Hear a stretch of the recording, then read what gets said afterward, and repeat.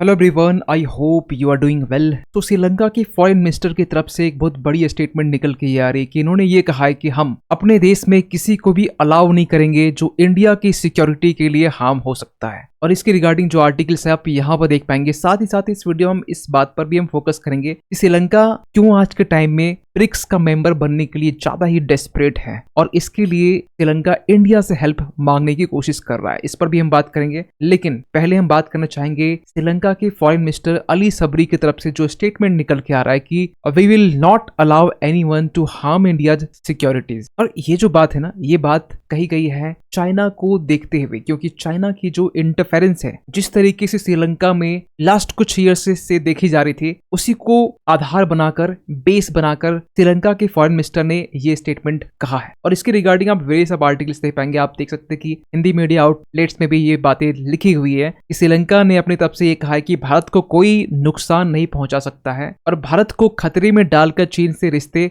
नहीं बनाना चाहते हैं। क्योंकि अगर आज से कुछ टाइम पहले देखें, यानी लास्ट ईयर की हम बात करें, तो लास्ट ईयर श्रीलंका के लाख मना करने के बाद भी श्रीलंका ने अपने पोर्ट पर चाइनीज स्पाई शिप युआन वांग 5 को डॉक करने के लिए अलाउ किया था। और इसको लेकर डॉक्टर एस जयशंकर से लेकर इंडिया के पीएम, इन्होंने भी यहाँ पे ये कहा था कि इंडिया की सिक्योरिटी के लिए ये सही नहीं है। इसके बावजूद भी यहाँ पे श्रीलंका ने डॉक के लिए अलाउ किया। लेकिन आपने ये भी नोटिस किया होगा कि इसके बाद में आज से हम बात करना चाह रहे हैं जस्ट 4 से 5 मंथ पहले, जब चाइना ने फिर कहा श्रीलंका को कि हमें अपनी जो रिसर्च शिप है वो डॉक करनी है श्रीलंका आपके देश में। लेकिन उस वक्त श्रीलंका ने साफ साफ ये मना कर दिया और श्रीलंका ने चाइनीज शिप के ऊपर में 1 साल के लिए बैन इंपोज कर दिया कि आपके रिसर्च शिप हो या फिर जासूसी शिप हो, आप हमारे देश के पोर्ट में बंदरगाह में डॉक नहीं कर सकते हैं। इसके बाद में चाइना ने रुख मोड़ा मालदीव्स की तरफ में और मालदीव्स ने अलाउ किया। मालदीव्स में अलाउ करने के बाद में चाइना की जो स्पाई शिप है यहाँ पर 2 दिन के लिए आती है। इसके बाद भी यहाँ पर कुछ दिनों के बाद में यही आसपास मंडराते हुए नजर आती है। यही नहीं, श्रीलंका के फॉरेन मिनिस्टर ने यह भी कहा कि आज के टाइम में जिस तरीके से इंडिया एक इकोनॉमिक पावर बन रहा है, इसको देखते हुए श्रीलंका इंडिया के साथ में एक अच्छा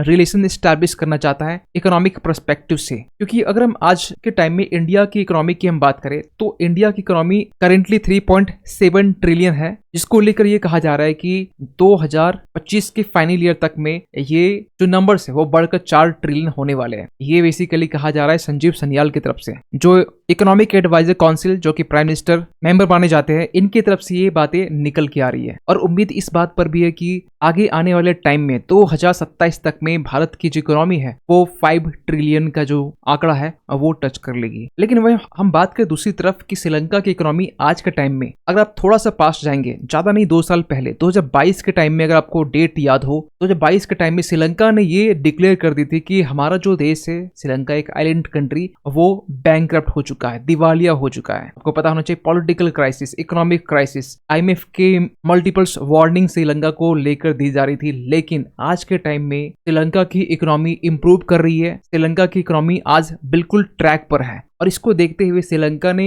ये इच्छा जाहिर की है कि हम भी ब्रिक्स का पार्ट बनना चाहते हैं। क्योंकि आज के टाइम में श्रीलंका को नीड है मार्केट की, आज के टाइम में श्रीलंका को नीड है एक ऐसे एशियन ग्रुप की जो श्रीलंका को एक मार्केट प्रोवाइड कर सके, जो श्रीलंका के लिए इकोनॉमी में एक बिग कॉन्ट्रीब्यूशंस कर सके। और इसके लिए श्रीलंका के लिए एक बेस्ट ऑप्शन है ब्रिक्स, जो कि 5 देशों का एक समूह है, ब्राजील, रशिया, इंडिया, चाइना और साउथ अफ्रीका। और ब्रिक्स में ज्वाइन करने के लिए श्रीलंका ने इंडिया की हेल्प मांगी है। क्योंकि आपको बता दें कि जनवरी 2024 1 जनवरी इस टाइम में रशिया ने चेयरमैनशिप ब्रिक्स की टेक ओवर करने के बाद में 2024 की जो ब्रिक्स समिट है वो रशिया में होने वाली है और रशिया इसको हेड करने वाला है। और इसको लेकर श्रीलंका ने ये साफ साफ ये कहा है कि हमें इंडिया की हेल्प चाहिए ताकि इंडिया के हेल्प से ब्रिक्स में एंट्री हम पा सके। यही नहीं, लास्ट ईयर नवंबर के टाइम में आप देख सकते हैं, नवंबर 24 का आर्टिकल्स है, जब पाकिस्तान ने भी ये कंफर्म कर दिया था कि हम लोग ब्रिक्स मेंबरशिप्स के लिए अप्लाई कर चुके हैं और बहुत जल्द हम लोग रशिया के हेल्प से, ये बेसिकली रशिया से हेल्प मांगा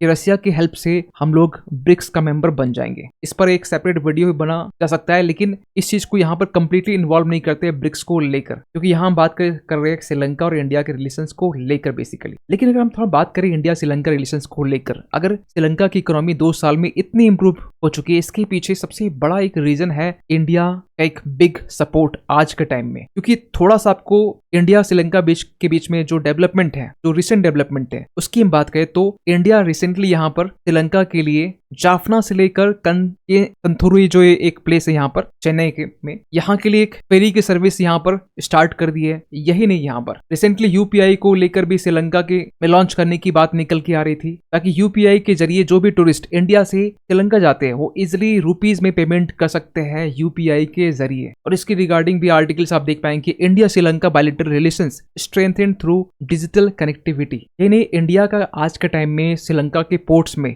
एक बड़ा एक इन्वेस्टमेंट देखा जाता है। आपको पता होना चाहिए कि अडानी ग्रुप ने जो कोलंबो पोर्ट है, यहाँ के टर्मिनल्स को बनाने की जो टेंडर है वो अडानी ग्रुप के पास में है। कनकेस जो थोड़ी ये जो प्लेस है बेसिकली यहाँ पर, इससे भी फेरी सर्विस यहाँ पे से भी स्टार्ट हो चुकी है। यही नहीं, यहाँ पर हम बात करें कोमेली जो एक पोर्ट है, यहाँ पर भी डेवलपमेंट को लेकर इंडिया इन्वॉल्व है। इसके अलावा रिसेंटली हम्बनटोटा जो पोर्ट है, जो आज के टाइम में 99 ईयर्स के लिए चाइना को दिया हुआ है श्रीलंका, इसी जस्ट 55 किलोमीटर के आसपास में जो डिस्टेंस है, यहाँ पर इंडिया एक एयरपोर्ट जिसका नाम है मटल्ला राजपक्सा इंटरनेशनल एयरपोर्ट, इसे डेवलप करने के लिए इंडिया और रशियन फर्म्स दोनों के साथ श्रीलंका ने एग्रीमेंट साइन किया 30 साल के लिए, आप समझ सकते हैं। और ये सब जो चीजें हैं वो आज के टाइम में इंडिया और श्रीलंका के जो रिलेशंस हैं, इसके कारण ही ये मुमकिन हो सका। और आज के टाइम में जो श्रीलंका की जो इकोनॉमी है वो बूम कर रही है, इंप्रूव कर रही है। और इसको देखते हुए यहाँ पर आईएमएफ ने श्रीलंका को भी ये भी कहा कि आपकी जो इकोनॉमिक कंडीशंस है, जो कि एक डेट स्ट्रिकन थी, वो आज के टाइम में इंप्रूव कर रही है। यही नहीं, वर्ल्ड बैंक ने भी यहाँ पर श्रीलंका के एफर्ट्स की तारीफ की है। श्रीलंका के में जो रिफॉर्म्स लाया गया 2022 के बाद में, इसको देखते हुए यहाँ पर वर्ल्ड बैंक हैप्पी है। आप देख सकते हैं world bank happy with Sri Lanka reforms. और इसके बाद में यहाँ पर 250 मिलियन की जो ट्रेंच है, वो सेकंड ट्रेंच वो रिलीज की गई थी आईएमएफ की तरफ से। जिस तरीके से पाकिस्तान को रिसेंटली 1.1 बिलियन डॉलर का ट्रेंच रिलीज किया गया था पाकिस्तान की इकोनॉमिक कंडीशंस को देखते हुए, उसी तरीके से श्रीलंका के लिए भी यहाँ पर 250 मिलियन की जो ट्रेंच है वो रिलीज की गई थी। शॉकिंग तो बात तब ये है जब इलोन मस्क, जो कि एक्स के फाउंडर है, जो कि स्टारलिंक के फाउंडर है, इन्होंने भी यहाँ पर ये कहा कि बहुत जल्द श्रीलंका में हम लोग स्टारलिंक जो इंटरनेट सर्विस है इंप्लीमेंट करने वाले। आप यहाँ पर देख सकते हैं, Elon Musk is eyeing Sri Lanka for Starlink internet service implementation. और ये चीजें तब निकल के आ रही है जब इलोन मस्क इंडिया के विजिट में थे, कैंसिल किया गया, फिर ये चले गए चाइना, और चाइना से रिटर्न जाने के बाद में अब इनकी जो नजर है वो श्रीलंका के ऊपर में है। आप समझ सकते हैं कि इलोन मस्क अगर किसी छोटे से एक आइलैंड कंट्री में इंटरेस्टेड ज्यादा है, मतलब कि वहां की इकोनॉमिक कंडीशंस इंप्रूव हो रही है। लेकिन इंडिया और श्रीलंका के बीच में जो भी कुछ थोड़े बहुत जो डिस्प्यूट्स है कच्छथीव आइलैंड को लेकर, जिसका जिक्र थोड़े कुछ टाइम पहले किया गया, लेकिन फिलहाल अभी ये इशू सामने में नहीं है। लेकिन एक सबसे बड़ा कंसर्न निकल के आता है कि हाल ही में यहाँ पर कल के डेट का आर्टिकल है, जब यहाँ पर ऐसे ISIS टेररिस्ट जो कि श्रीलंकन नागरिक थे, इनको यहाँ पर अहमदाबाद एयरपोर्ट में अरेस्ट किया गया। जो कि आज से पहले श्रीलंका में ISIS का जो गढ़ है वो देखा गया था, लेकिन इंडिया के अगेंस्ट यहाँ पर ISIS यहाँ पर एक्टिव है। इस चीज की को लेकर बेसिकली यहाँ पर पहली बार ऐसा देखा जा रहा है। खैर, इंडिया और श्रीलंका के रिलेशंस को लेकर आप क्या मानते हैं? श्रीलंका का ये जो स्टेटमेंट है फॉरेन मिनिस्टर की तरफ से, ये कितना इंपॉर्टेंट रखता है इंडिया के इंटरेस्ट में? और जाते जाते एक क्वेश्चन आप सभी के लिए है, रॉक आर्ट का फर्स्ट एविडेंस जो कि रिसेंटली यहाँ पर डिस्कवर किया गया, ऐसा फर्स्ट एविडेंस रॉक आर्ट का, आपको बताना है कि कर्नाटका के किस सिटी में ये डिस्कवर किया गया? बेंगलुरु, शिवमोगा और उडुपी। सही आंसर कीजिए कमेंट सेक्शंस पे। और जाते जाते एक इंपॉर्टेंट इंफॉर्मेशन आप सभी के लिए, रिसेंटली आपने नोटिस किया होगा कि पिछले लास्ट लगभग एक वीक से या 10 दिन से बहुत कम वीडियो